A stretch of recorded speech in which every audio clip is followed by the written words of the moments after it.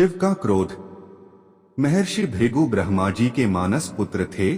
उनकी पत्नी का नाम ख्याति था, जो दक्ष की पुत्री थी। महर्षि भृगु सप्तर्षिमंडल के एक ऋषि हैं। सावन और भाद्रपद में वे भगवान सूर्य के रथ पर सवार रहते हैं। एक बार की बात है, सरस्वती नदी के तट पर ऋषिमुनि एकत्रित होकर इस विषय पर चर्चा कर रहे थे कि ब्रह्मा जी, शिव जी और श्री विष्णु में सबसे बड़े और श्रेष्ठ कौन है। इसका कोई निष्कर्ष न निकलता देख उन्होंने त्रिदेवों की परीक्षा लेने का निश्चय किया और ब्रह्मा जी के मानस पुत्र महर्षि भृगु को इस कार्य के लिए नियुक्त किया। महर्षि भृगु सर्वप्रथम ब्रह्मा जी के पास गए। उन्होंने न तो प्रणाम किया और न ही उनकी स्तुति की। यह देख ब्रह्मा जी क्रोधित हो गए। क्रोध की अधिकता से उनका मुख लाल हो गया, आंखों में अंगारे दहकने लगे। लेकिन फिर यह सोचकर कि ये उनके पुत्र हैं, उन्होंने हृदय में उठे क्रोध के आवेग को विवेक बुद्धि में दबा लिया। वहां से महर्षि भृगु कैलाश गए। देवाधिदेव भगवान महादेव ने देखा कि भृगु आ रहे हैं, तो वे प्रसन्न होकर अपने आसन से उठे और उनका आलिंगन करने के लिए भुजाएं फैला दी। किंतु उनकी परीक्षा लेने के लिए भृगु मुनि उनका आलिंगन अस्वीकार करते हुए बोले, महादेव, आप सदा वेदों और धर्म की मर्यादा का उल्लंघन करते हैं। दुष्टों और पापियों को आप जो वरदान देते हैं, उनसे सृष्टि पर भयंकर संकट आ जाता है। इसलिए मैं आपका आलिंगन कदापि नहीं करूंगा।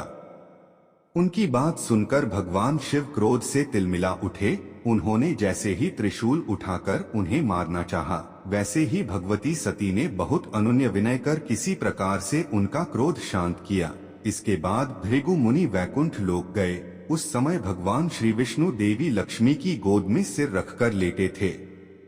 भृगु ने जाते ही उनके वक्ष पर एक तेज लात मारी। भक्तवत्सल भगवान विष्णु शीघ्र ही अपने आसन से उठ खड़े हुए और उन्हें प्रणाम करके उनके चरण सहलाते हुए बोले, भगवान, आपके पैर पर चोट तो नहीं लगी? कृपया इस आसन पर विश्राम कीजिए। भगवान, मुझे आपके शुभ आगमन का ज्ञान न था, इसलिए मैं आपका स्वागत नहीं कर सका।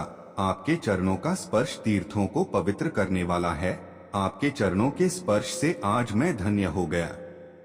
भगवान विष्णु का यह प्रेम व्यवहार देखकर महर्षि भृगु की आंखों से आंसू बहने लगे। उसके बाद वे ऋषि मुनियों के पास लौट आए और ब्रह्मा जी, शिव जी और श्री विष्णु के यहाँ के सभी अनुभव विस्तार से कह बताया। उनके अनुभव सुनकर सभी ऋषि मुनि बड़े हैरान हुए और उनके सभी संदेह दूर हो गए।